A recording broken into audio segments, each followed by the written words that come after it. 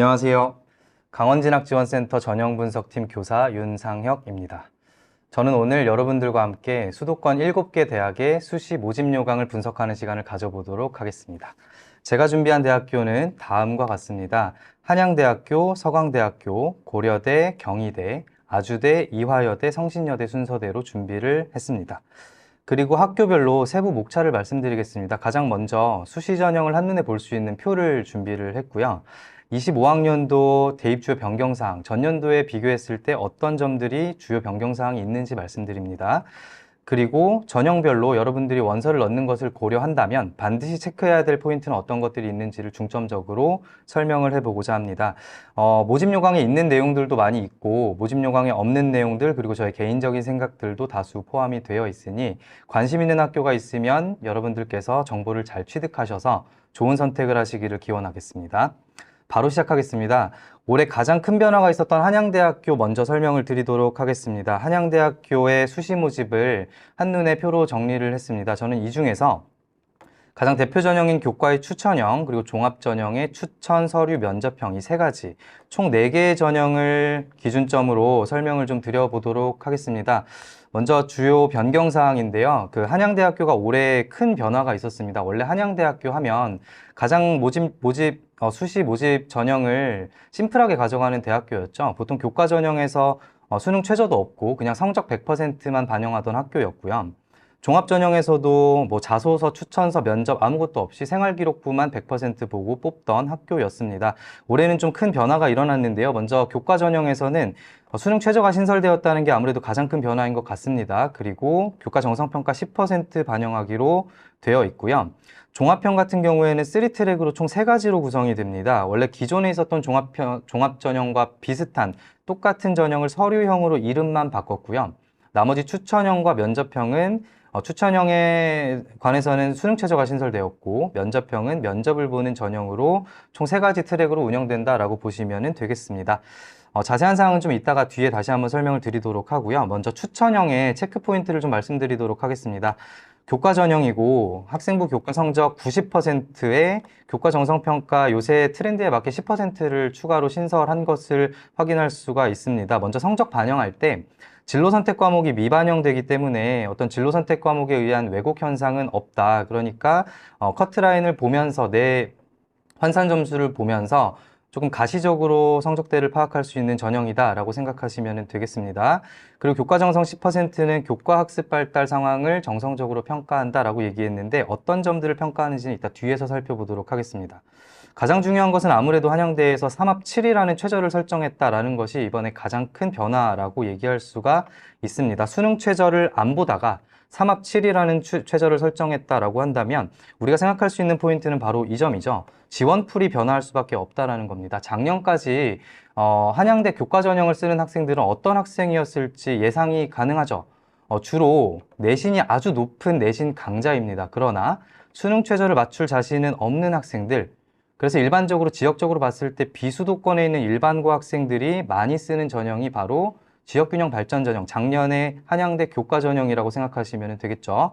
그래서 입시 결과도 작년까지 최종 등록자 평균이 1.39로 매우 높았습니다. 매우 높았지만 여기에 쓴 학생들이 대부분 더 상위 학교로 많이 이탈하면서 충원율도 많이 높았던 전형이라고 생각하면 되겠습니다. 올해 같은 경우에는 비수도권 일반고 내신 강자인 학생들이 쓰기가 좀 부담스러워졌죠. 3합 7을 맞추지 못하면 교과 전형을 아예 쓰기가 좀 어려운 구조가 돼버렸습니다. 그러면 어떤 학생이 지원하느냐? 내신이 조금 낮더라도, 여기서 낮다라는 것은 한 1점 후반대 정도까지도 생각을 할 수가 있겠죠. 수능을 맞출 자신, 3합 7을 맞출 자신 있는 학생들이 이제 대거 지원할 것으로 예상이 됩니다. 입학처에서는 시뮬레이션을 돌렸습니다. 작년에 합격한 학생들에 한해서 수능 최저를 못 맞춘 학생들을 다 제거하고 수능 최저 맞춘 학생들만 평균적으로 봤을 때 등록자의 평균 성적이 몇 등급일까를 계산해 봤을 때 1.73이라고 발표를 한 바가 있습니다. 그러면 저희가 추천형을 지원할 때 이 등급대를 기준으로 조금 생각해 볼 필요가 있을 것 같고요. 올해 당연히 입시 결과는 떨어진다라고 모든 사람들이 예측하고 있습니다. 그리고 또 하나 생각해 볼 것은 작년도에 비해서 지원 풀이 내신이 조금 낮은 학생들이 많이 지원한다라는 것을 생각을 하면 여기 나와 있는 1.73보다도 조금 더 하락할 가능성도 있다라고 조심스럽게 예측할 수 있을 것 같습니다. 그리고 아까 얘기 드렸던 교과 정성평가 10%는 어떤 것을 보는지 말씀드리겠습니다. 주로 세특과 출결을 본다라고 얘기를 했는데요. 이제 출결 같은 경우에는 미인정결석이나 학교폭력이 있는지를 평가한다. 결격 사유를 보고 제거한다 정도로 생각하시면 되겠고요. 한양대에 지원하는 학생들이 출결해서 크게 손해볼 것은 없다라고 판단한다면 이제 세특 쪽에서도 조금 변별력이 있을 수 있느냐 생각할 수 있겠죠. 한양대학교에서는 세특을 통해서 계열 적합성을 파악하는데 세특의 내용이 아니라 교과 이수 과목을 판단한다라고 얘기를 했습니다. 이 말은 계열 안에서 들어야 될 과목만 잘 들었으면 크게 변별력을 두진 않겠다라는 의미로 여겨질 것 같습니다. 한양대학교 입학처에서 한 말입니다. 극단적 케이스에 대한 변별을 위한 제도일 뿐이고 어려운 과목을 선택한 학생들은 보상을 받아야 되고 그리고 어려운 과목을 회피한 학생들은 어느 정도 변별의 포인트를 받아야 된다. 그래서 크게 변별력 있는 요소는 아니니까 계열 내에서 과목 선택을 올바로 했으면 자신 있게 지원해도 괜찮다라는 생각을 할 수가 있겠습니다. 다음으로 학생부 종합전형으로 넘어가도록 하겠습니다. 종합전형은 총 3가지로 3트랙으로 운영이 되는데요. 추천형 같은 경우에는 특이하게 종합전형에 수능 최저 3합 7이 걸려 있고요. 학교장 추천을 반드시 받아야만 지원할 수 있는 전형이 되겠습니다. 그래서 올해 수능 최저 3합 7의 종합전형이기 때문에 우리가 생각할 수 있는 일반적인 종합보다 조금 더 성적 커트라인이 낮아진다라고 생각할 수 있을 것 같고요. 기존의 일반 전형이라고 불렸던 서류 100%, 생활기록부 100%만 보고 뽑는 전형이 서류형으로 이름만 바뀌었습니다. 그리고 면접형의 경우에는 모집 인원이 29명이죠. 인원이 적은 이유는 사범 계열에만 해당하기 때문에 사범대 지원하는 학생들만 면접을 보고 평가받는다라는 생각하시면 되겠습니다. 그리고 한 가지 주의할 점은 종합전형이 3개지만 이 종합전형 3개 중에서 반드시 하나만 지원할 수 있고 중복 지원은 불가하다는 점 유념하시면 좋겠습니다. 넘어가도록 하겠습니다. 한양대학교 종합전형은 평가 방식이 조금 독특합니다. 여기서 사용하는 용어도 조금 생소할 수 있고 한양대 종합전형이 붙기가 어렵다라는 말들도 좀 있는 것 같아서 한양대 종합전형에서 체크하고 있는 점들이 무엇인지 좀 키워드를 3가지 정도만 정리를 했습니다. 먼저 4대 핵심 역량을 평가한다라고 한양대학교에서 이야기를 하는데요. 비판적 사고 역량과 창의적 사고 역량을 묶어서 학업 역량이라고 얘기를 하고요. 이 학업 역량은 세특에서 주로 본다라고 얘기를 합니다. 그래서 여러분들이 가지고 있는 생활기록부 세특에 뭔가 교과에서 배운 내용을 가지고 반성적으로 계속해서 더 깊이 파고들거나 아니면 또 다른 지식과 융합하거나 연계해서 생각한 그런 경험이 있으면 조금 학업 역량에서 높은 판단을 받을 수 있다라고 생각하시면 되고요. 인성민 잠재성에는 자기주도 그리고 소통 협업 역량이 있죠. 이 부분은 1, 2학년도에 쓰여진 행특에서 주로 평가를 하겠다라고 얘기를 했으니 이 점 참고하셔서 자기의 생기부의 경쟁력을 좀 파악하시면 좋겠습니다. 두 번째는 한양대에서 횡단평가를 한다라고 얘기를 했는데요. 횡단평가는 이런 내용입니다. 서로 다른 영역에 쓰인 공통된 사항을 신뢰도 있게 평가한다. 그러니까 한 명의 교사가 평가한 내용을 바로 믿는 것이 아니라 여러 영역에 비슷한 사항들이 계속 반복될 때 조금 더 좋게 평가한다라는 내용이 되겠죠. 예를 들면 이렇게 됩니다. 행특에 어떤 학생이 차별화된 도전을 했다. 세특에 새로운 방법으로 문제풀이를 했다. 창체 동아리에 다양한 아이디어를 냈다라고 한다면 서로 다른 영역에 쓰여진 비슷한 내용들이죠. 그럼 이러한 내용들을 입학사정관들은 창의적인 학생이구나라고 평가한다라는 점이죠. 그래서 내 생기부를 봤을 때 서로 다른 영역에 비슷한 내용들이 반복되는 것 같다면 한양대학교에서 찾고자 하는 인재의 포인트가 될 수 있다라는 점을 좀 중점적으로 생각하시면 좋겠습니다.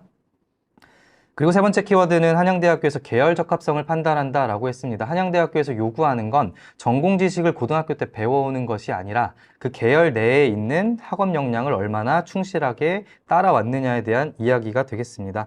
예를 들어서 아나운서를 준비한 학생이 있다라고 생각을 해봤을 때 아나운서를 준비한 학생들은 언어에 강점이 있는 학생들이겠죠. 그렇다고 아나운서를 준비했으니 미디어나 신문 방송 쪽으로만 지원할 수 있는 게 아니라는 뜻입니다. 언어라는 역량은 인문 계열에 속하죠. 그러면 인문 계열 안에는 정치외교학과도 있습니다. 그러면 언어에 강점이 있는 아나운서를 지망한 학생이 정치외교에 입학하더라도 잘하겠구나라는 생각을 한다는 거죠. 이게 바로 계열 적합성의 개념이라고 생각을 하시면 되겠습니다. 한양대학교에 여러 학과가 있는데 종합전형을 쓸 때 반드시 내가 준비한 학과로 좁게 생각하지 마시고 조금 계열로 폭넓게 생각해서 우회적인 지원을 하는 것도 하나의 전략이 될 수 있다라는 생각을 해보시면 좋겠습니다. 학생부 종합전형에 그 일반고 성적을 공개를 했습니다. 우리가 그 입학 성적을 볼 때, 입시 결과를 볼 때 그 학교의 유형을 고려하지 않고 그냥 등급만 보게 되면 조금 왜곡된 결과를 볼 수 있겠죠. 그래서 입학처에서 공개한 일반고의 최종 등록자 성적입니다. 2024학년도에 인문계는 평균적으로 1.8등급 정도 되고 자연계 1.7, 상경계 1.84 정도라고 공개를 했습니다. 그러면 학생부 종합전형인데도 불구하고 1점 후반대 학생들이 많이 붙었다라는 얘기가 되겠죠. 그런데 올해는 학생부 종합전형에 3합7이라는 최저가 도입됐기 때문에 이 성적보다는 추천형의 경우에는 살짝 낮아질 수 있다는 점을 기준점으로 삼고 종합전형에 좀 지원을 하면 좋겠습니다. 2023학년도에 공개한 자료를 조금 정리를 해봤습니다. 일반고에서 지원하는 평균 등급은 2.5등급이죠. 2.5등급의 학생들이 그렇게 많이 지원한다. 그렇지만 붙는 학생들을 봤을 때는 1.75 정도가 되니까 실제로 좀 괴리가 좀 크다라고 느껴지죠. 그래서 다양한 학교 유형이 많이 들어오는 학교가 한양대 종합전형이었기 때문에 이 점을 좀 고려하셔서 성적을 판단하시는 게 좋을 것 같다라는 생각이 들었습니다. 네, 두 번째로 서강대학교의 수시 모집 요강을 살펴보도록 하겠습니다.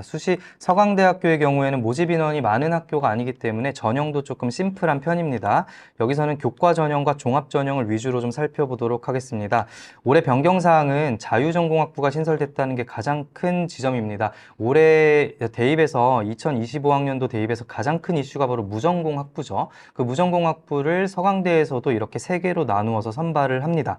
근데 중요한 것은 여러분들이 유형 1이랑 유형 2를 잘 구분할 수 있어야 합니다. 무전공의 유형 1이라는 것은 계열과 상관없이 들어가서 내가 선택하고자 하는 학과를 자유롭게 선택할 수가 있습니다. 예를 들어서 인문학 기반 자유전공학부에 들어간다고 해도 2학년 때 AI 관련된 공대의 학과를 선택할 수 있다는 것이 유형 1의 특징입니다. 아시겠죠? 유형 2 같은 경우에는 계열 내에서만 학과를 선택할 수 있다는 특징이 있어서 그 점을 반드시 좀 유념하시고 학교별로 무전공을 뽑는 전형이나 뭐 방법 이런 것들이 너무 다르기 때문에 학교별로 잘 파악하시기를 바라겠습니다. 아무튼 서강대는 유형 1로 선발을 한다라는 점입니다. 그리고 두 번째 특징은 수능 최저에서 선택 과목을 제한하지 않는 경우가 올해 다른 여러 학교에서도 많이 등장하게 되었죠. 그래서 사탐과 과탐을 아무거나 봐도 자연계 또는 뭐 의대까지도 사탐을 보고 지원할 수 있는 정도로 많이 이렇게 확대되었다라고 보시면 되겠습니다. 지역균형 교과 전형 한번 살펴보도록 하겠습니다.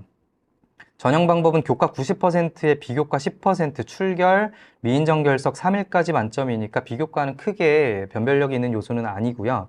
교과 전형에서 성적에서 많이 드러난다라고 생각하시면 되는데 먼저 9등급 평가가 되는 공통 및 일반 선택에서 전과목을 반영합니다. 그러니까 조금 덜 비중 있는 과목들의 등급이 낮지는 않은지 조금 점검하실 필요가 있고요.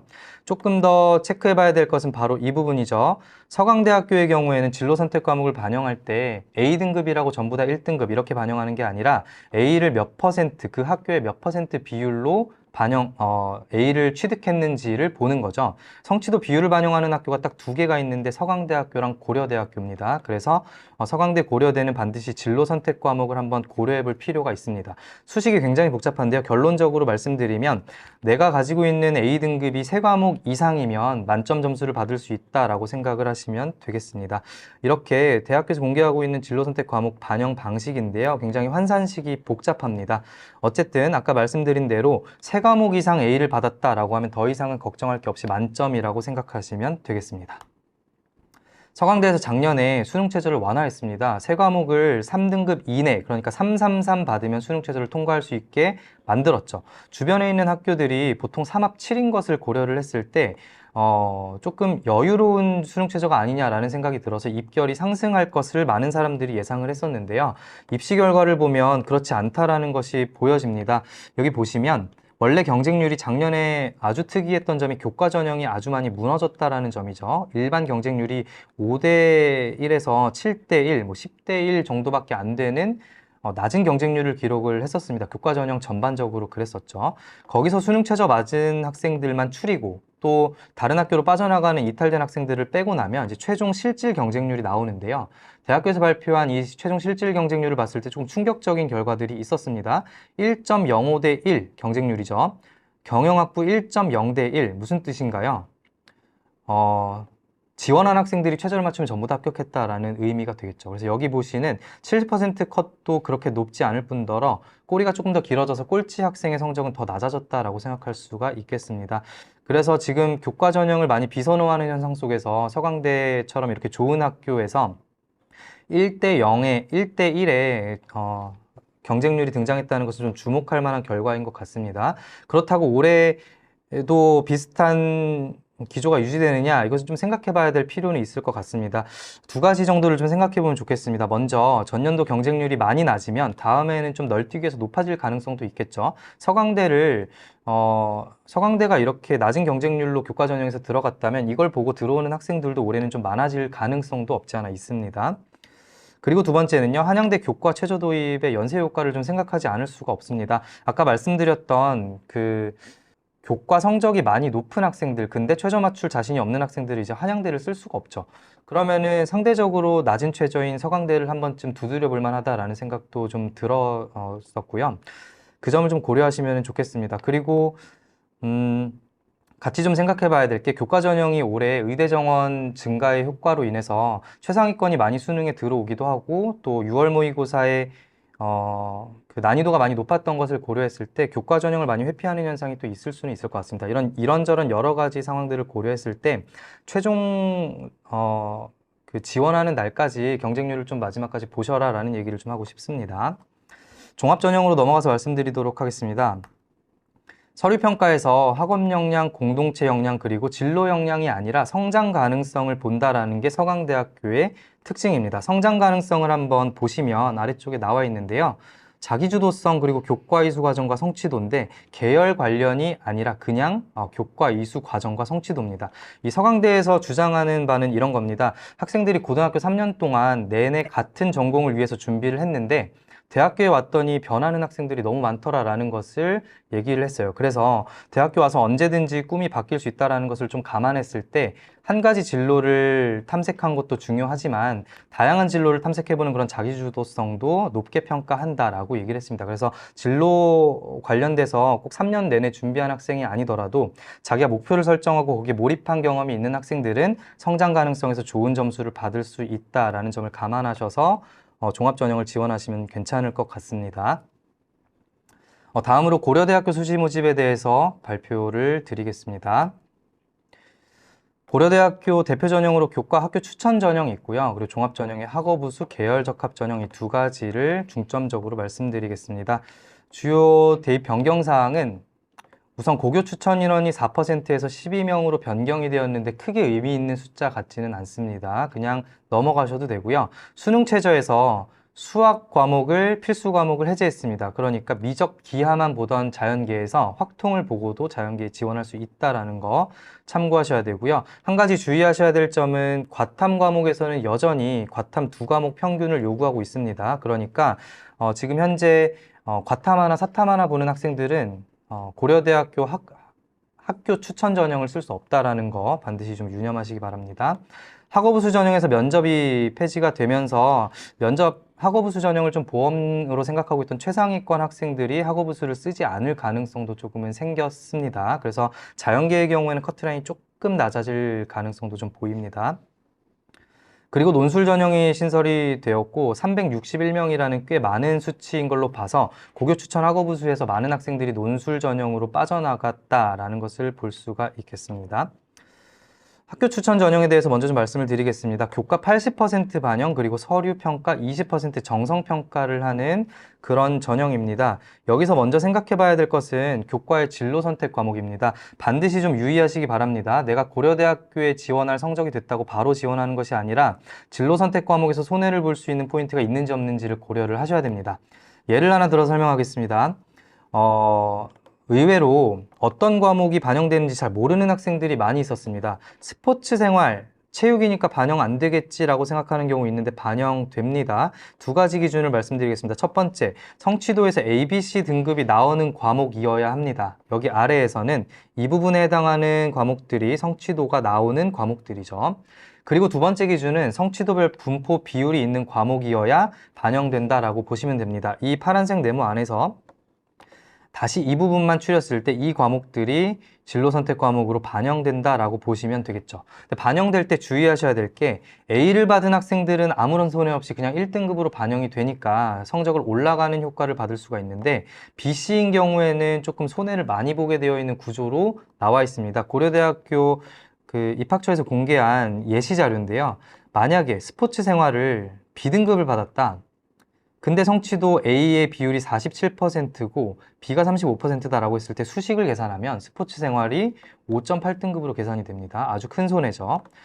과학사 과목을 내가 C를 받았는데 A가 43, B가 28%다 라고 하면 7등급으로 반영이 된다는 거죠. 내가 만약에 1점 중후반대의 성적을 가지고 있는데 스포츠 생활과 과학사에서 5.8, 7등급의 이런 과목들이 같이 산정이 된다면 내신에서 큰 손해를 볼 수밖에 없는 구조입니다. 그래서 결론적으로 진로 선택 과목 BC가 있는 경우에는 고려대학교 학교 추천 전형 쓸 때 조금 고려를 해봐야 할 것 같습니다.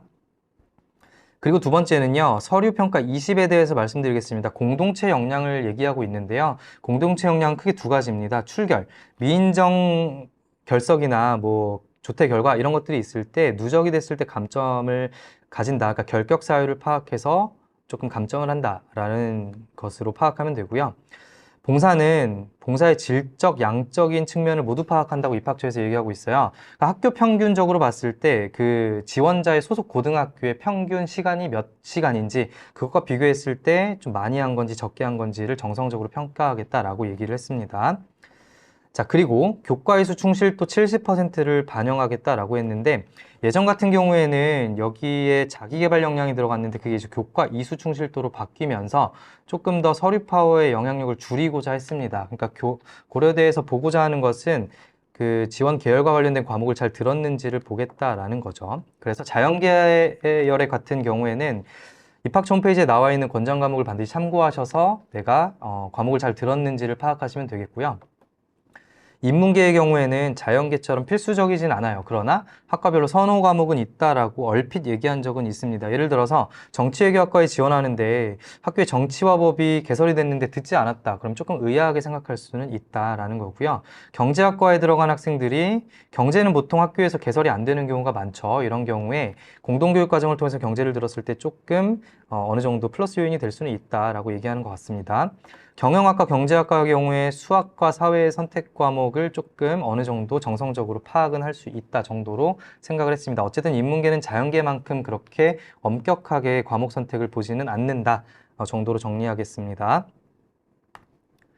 수능 최저 등급입니다. 인문계 3합 7에 과목, 탐구 과목 2과목 평균이라고 보시면 되고요.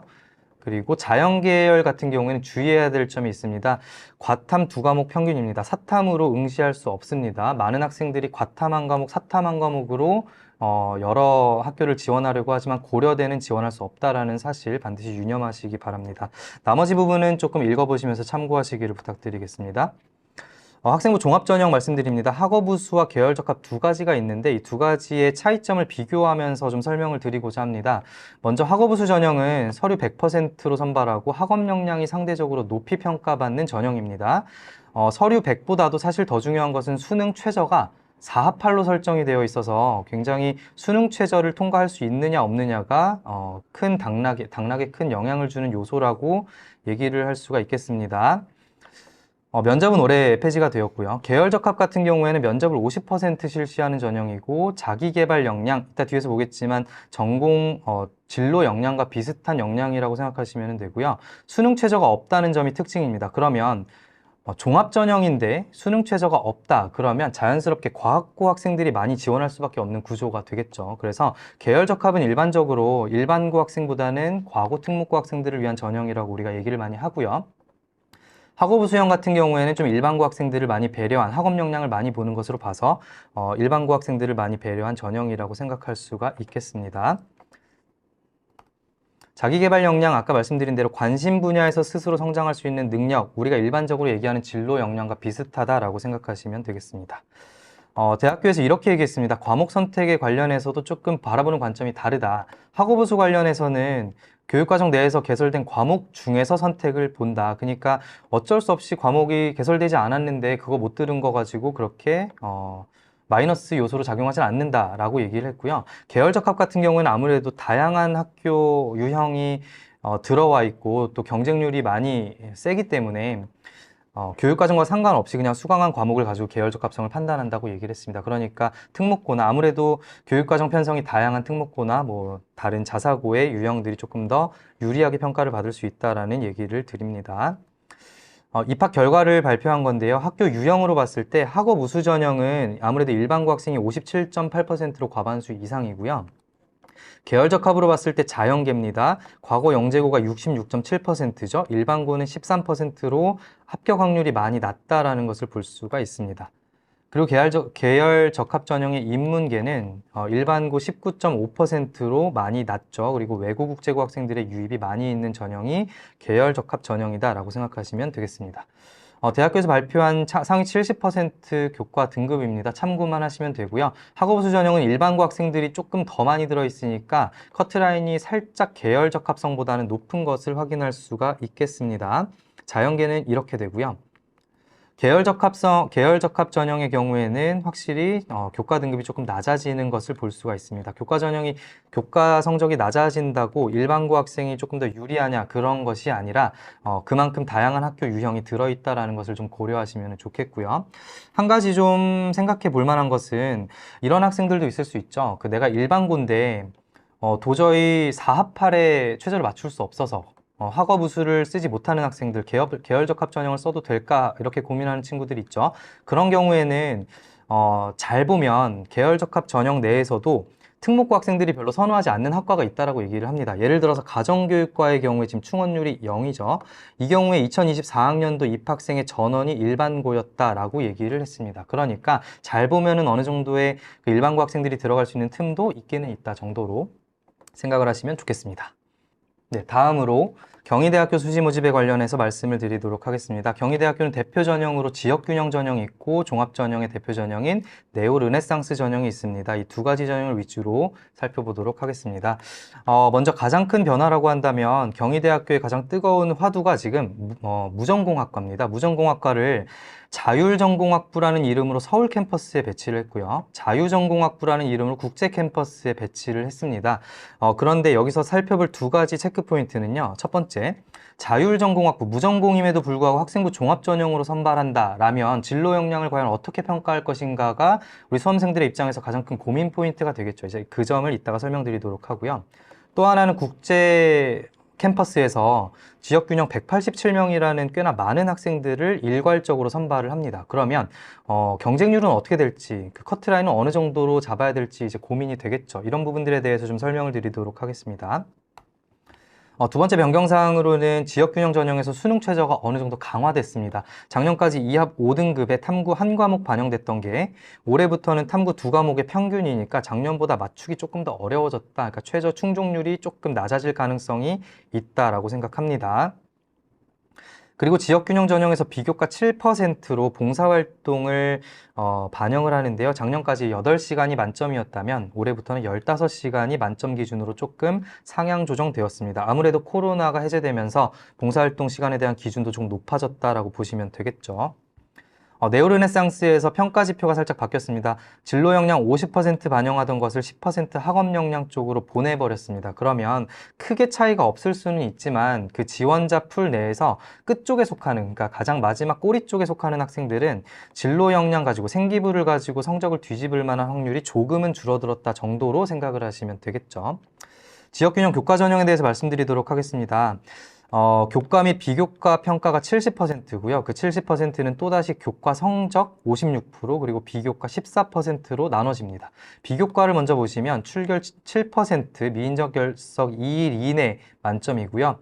봉사 7%는 15시간 이상이면 만점이 됩니다. 그리고 교과는 각 계열별로 어떤 과목을 반영하는지 좀 참고하시면 좋겠습니다. 그리고 경희대학교에서 교과 종합평가 30%를 실시하는데 교과 종합평가 30% 때문에 우리가 원서 넣을 때 약간 고민되는 것이 사실이죠. 대학교에서 발표한 자료에 따르면 변별력이 11.8%가 된다라고 얘기를 했습니다. 어느 정도의 수치냐면 교과 종합평가 30% 반영하는 학교가 서울에 세 가지 있습니다. 건국대, 동국대, 경희대 이렇게 세 가지 있죠. 그 세 학교 중에서 교과 종합평가의 변별력이 가장 낮은 학교가 경희대학교다 이렇게 생각하면 되겠습니다. 그 이유는요. 성적의 급간별로 감점 포인트가 가장 급간이 큰 학교가 경희대이기 때문에 그 성적을 뒤집을 수 있는 확률이 그만큼 줄어든다라고 보시면 되겠습니다. 교과 종합평가에 대해서 좀 부연 설명을 드리면요. 학업 역량과 진로 역량 두 가지로 나눠져서 50%, 50%를 봅니다. 학업 역량은 우리가 기본적으로 알고 있는 학업 성취도, 그리고 학업 태도, 탐구력, 이제 세특을 통해서 파악하겠다라고 생각하시면 되고요. 진로 역량 같은 경우에는 교과 이수의 노력, 그리고 교과 성취도입니다. 근데 여기서 한 가지 빠져 있는 것은 전공 관련 탐구는 경희대학교에서 정성평가하지는 않습니다. 전공 관련 탐구에서 어떤 보고서를 제출했는지, 어떤 발표를 했는지 이런 걸 보는 게 아니라 관련 교과를 이수하려고 했는지, 그리고 그 과목의 성적은 어땠는지 정도만 파악을 한다라고 보시면 되겠고요. 또 한 가지 포인트, 자율전공, 자유전공 학부에 대해서는 진로 역량을 파악하기가 좀 어렵죠. 그래서 이 두 가지 무전공 학부에 한해서는 학업 역량만 100% 반영한다라는 점을 파악하시면 좋겠습니다. 네, 최저 학력 기준 2합 5이고요. 탐구 두 과목의 평균이니까 결코 그렇게 쉽지만은 않은 수능 최저다라고 보시면 되겠습니다. 그리고 우리가 생각해 봐야 될 게 국제 캠퍼스 187명을 자유전공학부로 모집을 하는데 과연 커트라인이 어떻게 될 것인가 몇 가지 좀 생각을 해보겠습니다. 일단 최저가 2합 5라는 측면에서 다른 주요 대학이 3합 7이라는 것을 고려했을 때 조금 어느 정도는 널널하게 보는 학생들도 많이 있으니 지원할 가능성이 좀 높다라는 생각이 들고요. 다른 모집 단위의 인원수가 하락한 것은 이따가 표로 한번 보여드리도록 하겠습니다. 경쟁률을 반드시 좀 주목해라라고 결론적으로 얘기를 드리는데요. 여기 살펴보시면 작년에 국제 캠퍼스 일반 교과 전형에 있었던 학과의 모집 인원입니다. 보시면 기계공학과 20명에서 올해 2명으로 줄어들었고요. 산업경영 8명에서 4명으로 쭉쭉 가다 보면 전부 다 4명, 2명으로 많이 반토막 난 게 보이시죠? 전자공학과 19명에서 2명으로 줄었습니다. 지금 올해 지역균형으로 뽑는 나머지 학과에서 모집하는 이 교과 전형이 지금 모집 인원이 많이 줄어있다는 것을 알 수가 있습니다. 그러면 여기에 지원하고자 했던 학생들은 전부 다 어디를 볼 수밖에 없느냐? 당연히 187명이 모집이 되는 자유전공학부를 바라볼 수밖에 없는 구조다라는 거죠. 그래서 국제 캠퍼스에 지원하고자 하는 학생들은 아무래도 자유전공학부를 당연히 생각할 수밖에 없어서 어느 쪽으로 가는지에 대해서 경쟁률을 끝까지 좀 살펴볼 필요가 있다라는 좀 말씀을 드리고 싶습니다. 그리고 네오르네상스 종합전형에 대해서 좀 설명을 드리도록 하겠습니다. 1단계 서류 100% 3배수 뽑고요. 2단계에서 면접 30%를 보고 선발을 합니다. 아까 말씀드린 대로 진로 역량 10% 줄어들었고요. 자율전공학부는 진로 역량이 아니라 뭘로 뽑느냐? 아까 얘기했었죠. 자기주도 역량이라고 얘기를 합니다. 지금 건대도 그렇고 경희대도 그렇고 자율전공학부를 종합전형으로 뽑으면서 내걸고 있는 가장 키워드가 자기주도성입니다. 어떤 진로를 가졌는지가 중요한 게 아니라 어떤 진로든지 간에 그 진로에 대해서 자꾸 고민하고 진로에 몰입하려고 자기주도적으로 했던 경험들, 그 경험들을 높이 산다라고 생각을 하시면 되겠습니다. 3년 내내 진로가 계속 바뀌었지만 그 진로에 몰입한 적이 있는 학생들은 진로 역량보다는 자기주도 역량에서 조금 더 높은 평가를 받을 수 있다는 생각으로 지원하시면 괜찮을 것 같습니다. 아주대학교로 넘어가도록 하겠습니다. 아주대학교 대표전형, 고교 추천 전형 설명드리고요. 종합전형 두 가지 에이스와 첨단 융합 인재를 비교해서 설명드리도록 하겠습니다. 2025학년도 대입 주어 변경 사항입니다. 그 모집 단위가 좀 이렇게 바뀐 경우들이 좀 많이 있어서 좀 말씀을 드리면 이 부분에서 지금 보면은 모집 단위가 통합된 경우가 보이죠. 이런 경우에 우리가 수험생들이 생각할 수 있는 것은 한 두 가지 정도가 됩니다. 우선 교과 전형에 한해서는 모집 인원이 합쳐지니까 모집 인원이 많아지면 그만큼 좀 충원율도 높아질 수 있다는 것을 한번 고려해 볼 수 있고요. 종합 전형은 조금 반대로 생각해야 됩니다. 종합 전형 같은 경우에는 학생들이 많이 몰리는 학과가 어느 학과냐면 이렇게 이름이 조금 두루뭉술한 학교의 경쟁률이 많이 몰리는 경향들이 좀 있습니다. 그래서 종합전형이든 교과전형이든 항상 경쟁률을 보면서 좀 체크를 하시는 게 좋겠다라는 생각을 하게 됐습니다. 수능 최저에 좀 변경이 있습니다. 학생부 교과전형에서 수학에 확통 제한 없이 자연계열 지원할 때 확통도 괜찮다라는 거고요. 탐구에서 사탐이든 과탐이든 상관없이 어느 모집 단위든 지원할 수 있습니다. 그리고 학생부 종합전형 에이스 전형에서 의학과 이번에 모집 인원이 많이 늘어났는데요. 탐구 두 과목 평균인데 사탐도 허용했습니다. 그러니까 사탐 보고도 의대를 지원할 수 있다는 게 이론적으로 가능해진 거죠. 약학과는 작년에 4합 7이었습니다. 그게 3합 5로 다소 완화된 변경사항을 볼 수가 있습니다. 네, 고교 추천 전형에 대해 설명드리겠습니다. 여기도 마찬가지로 자유전공학부 무전공 모집 단위가 신설이 됐는데요. 여기도 유형 1인 거 보이시죠? 아까 말씀드린 대로 유형 1은 계열 구분 없이 선택이 가능합니다. 내가 인문으로 들어갔다고 하더라도 2학년 때 학과 선택할 때 자연계에 있는 학과를 선택할 수 있고 자연계로 들어갔다 하더라도 인문계에 있는 학과를 선택할 수가 있겠습니다. 일부 학과를 제외한다라는 말은 교육부에서 그러니까 국가에서 그 TO를 제한하고 있는 뭐 의대라든지 사범대 학과 같은 경우에는 이제 선택이 불가능하다 정도로 생각하시면 되겠습니다. 교과 전형 방법입니다. 교과 100% 반영을 하고요. 작년부터 진로 선택 과목을 3과목씩 반영하기 시작했습니다. A등급이면 1등급이기 때문에 재작년도에 비해서 작년도에 성적 커트라인이 조금 높아 보이는 효과는 좀 있으니까 감안하시면 좋겠습니다. 수능 최저 국수영탐 탐구 한 과목 2합 5 이내입니다. 커트라인이 이런 식으로 나와 있습니다. 한 2.1 정도, 2점 초반에서 2점 후반대까지 다양하게 펼쳐져 있는 것을 볼 수가 있고요. 재작년도 대비해서 살짝 올라가 보이는 것은 아까 말씀드린 대로 진로 선택 과목의 영향이라고 생각을 할 수가 있겠습니다. 진로 선택 과목을 많이 반영하는 학교는 여러분들이 꼭 대학별로 환산 점수를 보신 다음에 경쟁력을 따져볼 필요가 있겠습니다. 종합전형 에이스와 첨단융합인재를 비교하겠습니다. 어떤 전형이 나한테 맞을까를 고민하는 게 크게 의미 있지는 않습니다. 왜냐하면 첨단융합인재로 선발하는 학과는 에이스에서는 뽑지 않는 경우들이 많죠. 그러면 둘 다 모집하고 있는 학과는 어디냐? 소프트웨어 학과에 에이스 16명, 첨단융합인재 30명을 모집하고 있죠. 그러면 이런 경우에 한해서는 어떤 전형이 나한테 조금 더 적합할 것인가를 고려해 볼 필요는 있겠습니다. 그래서 준비를 했습니다. 전형 방법은 둘 다 똑같고요. 서류 평가 요소에서 37% 학업 역량, 첨단 융합 인재는 진로 역량 45%. 여러분들이 대학교를 보실 때 학생부 종합 전형이 투 트랙으로 이렇게 진행되는 경우에 반드시 서류 평가 요소를 확인하시기를 추천을 드립니다. 그러니까 면접이 있고 없고를 따지는 것보다 내 서류가 학업 역량으로 많이 부각되어 있는 생기부인지 진로 역량이 뚜렷한 생기부인지를 조금 더 파악하셔서 지원하시기를 추천을 드립니다. 앞서 말씀드린 대로 에이스 전형은 학업 역량이 조금 도드라지는 전형이고 첨단융합은 진로 역량이 도드라지는 전형이기 때문에 커트라인은 첨단융합 인재가 조금 낮다라고 생각할 수가 있겠죠.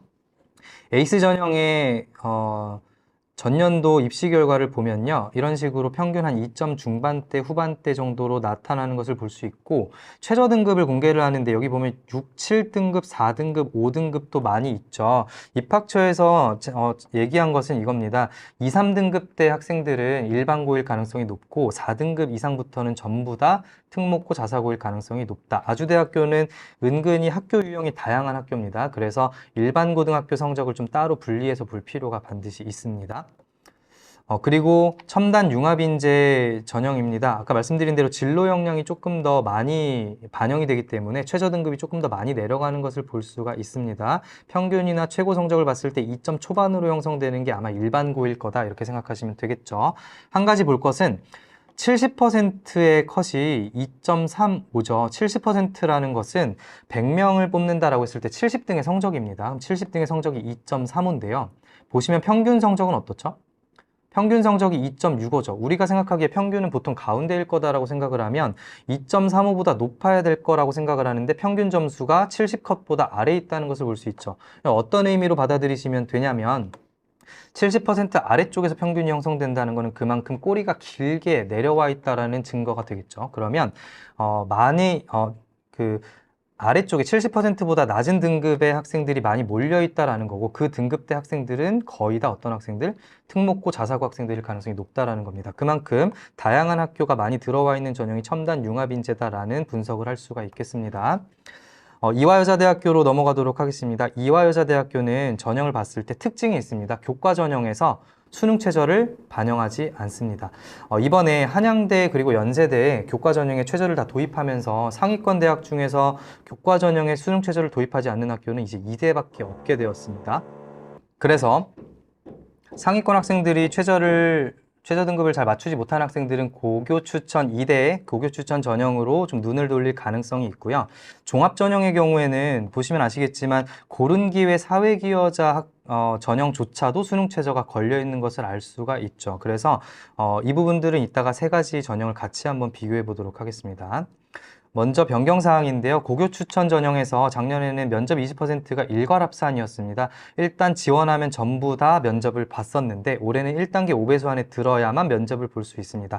어쨌든 수능 전에 실시하는 면접이라 크게 뭐 납치 전형이거나 그렇진 않아서 의미가 뭐 많이 있지는 않습니다.